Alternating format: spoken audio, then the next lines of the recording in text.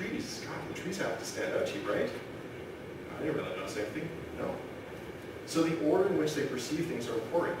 So as a designer, one of the strings you have to pull within yourself is don't fix those trees. Fix all the other stuff that they complain about first. They'll give you the order, the exact order which the things have to fix. They'll give you the exact order of things which you will have to fix. And you should listen to them. Okay? So make sure you get people to test at different points. You'll know what's wrong, but you won't know the order. And the order is even more important. You can bounce ideas off of other people and stuff as well. Oh, finally, play your strengths.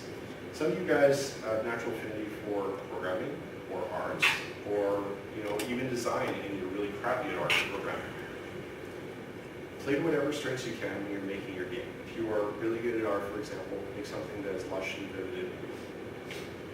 If you're really good at programming, make something that is impressive, programmatic. But play to whatever strengths you have. Okay? That's your best winning ticket. Even if you want to work on some other stuff, that's fine. But for your portfolio piece, leave it to playing on what you do well. So that's what's to include. So say you finally made your game. It's less than 15 minutes. It installs, it runs. In fact, the developer's seen it.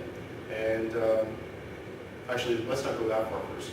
Let's say you actually want to send it to developer first. And the first thing you have to do is, well, not just figure out what publishing company you want to do, but try to make some connections, because that friends thing actually goes a long way. So if you're trying to make connections, places to actually meet developers, because again, we don't get much conventions like here. There's not too many around, I guess, but yes, you can meet many conventions. IRC, actually, Internet Relay Chat, I had really good experiences doing that. I was working with Unreal. And I know there's not tons and tons of developers that necessarily hang around in IRC.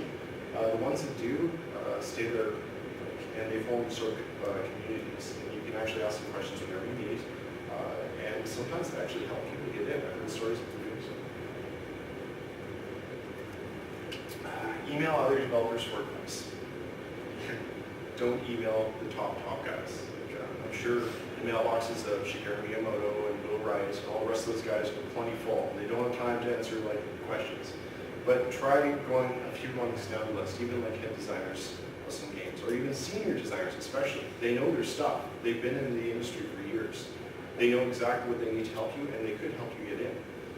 And to be honest, I haven't gotten too many emails asking for advice.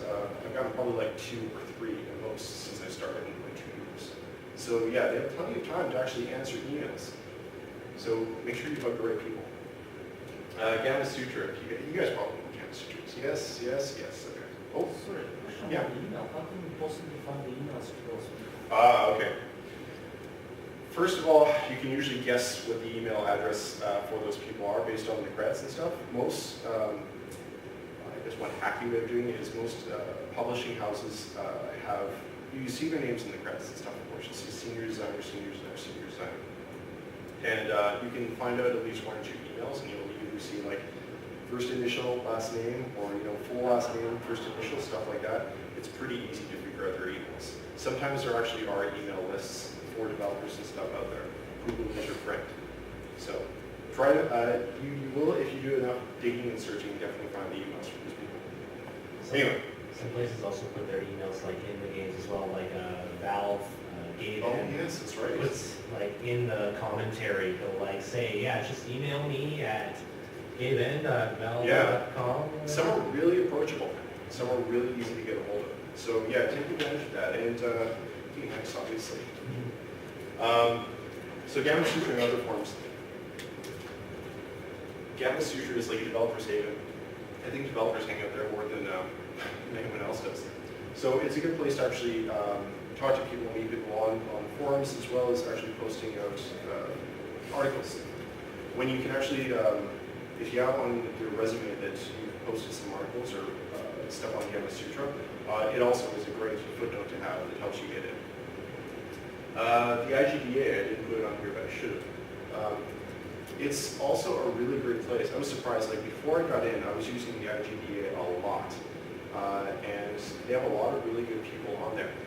I'm surprised, however, that once I got in, it's not used as much by some of the developers. It is, like there's still tons of people on there, but like for example, I had to let my account lapse for them just because I wasn't able to check up on all their stuff, or groups, forums, and all that.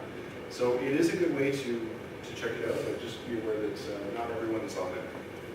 And finally, I shouldn't have to say this, but I've just seen too many cases where people are very over-eager, or they have a very solid idea in their head, and they go up and say the wrong things.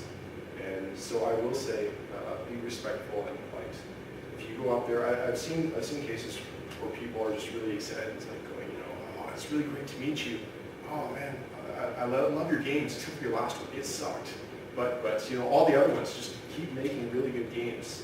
Just not like the last one. Just stuff like that. Like, okay, we have small egos as well, just enough that you can crush it by telling it sucks. And if the whole purpose of this is trying to make a friend and stuff, you don't necessarily want to hurt his feelings. Anyways, so yes, please be respectful and polite. Let's see. So, okay, now let's say you made your connections, you made your game, you made your everything, and you're going for the interview. So, stuff you need to know for an interview. The first and most important thing isn't wear a tie, it's to keep your perspective. Every single time I see people going for interviews, they're usually nervous, which is totally understandable. But you also have to have some confidence in your abilities.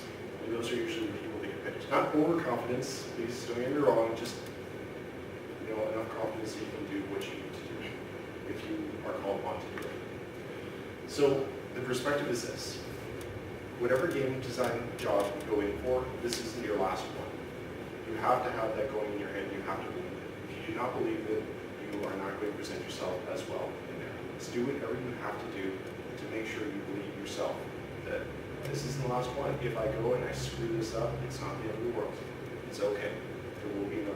In fact, there will be. Even if it's at that game company and you totally bomb and screw it up.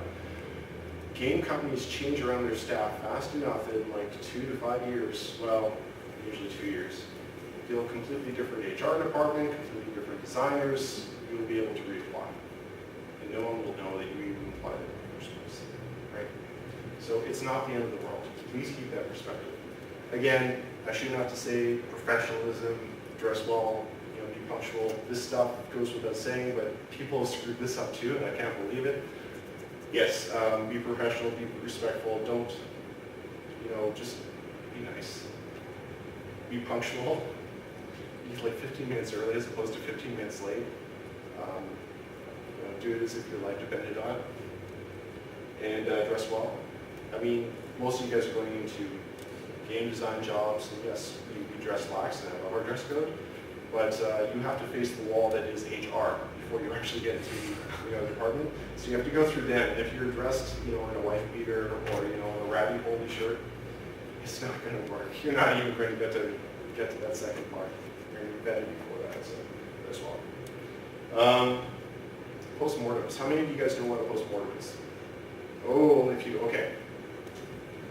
Postmortem, very simply, is where you look at a game or a project of work that you've done, and you dissect it, just like an autopsy.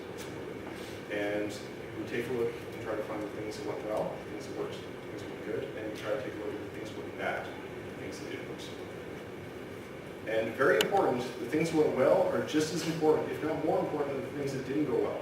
Because even in game design, even places that I've worked, postmortems usually end up being a place where people go, this sucked, we gotta change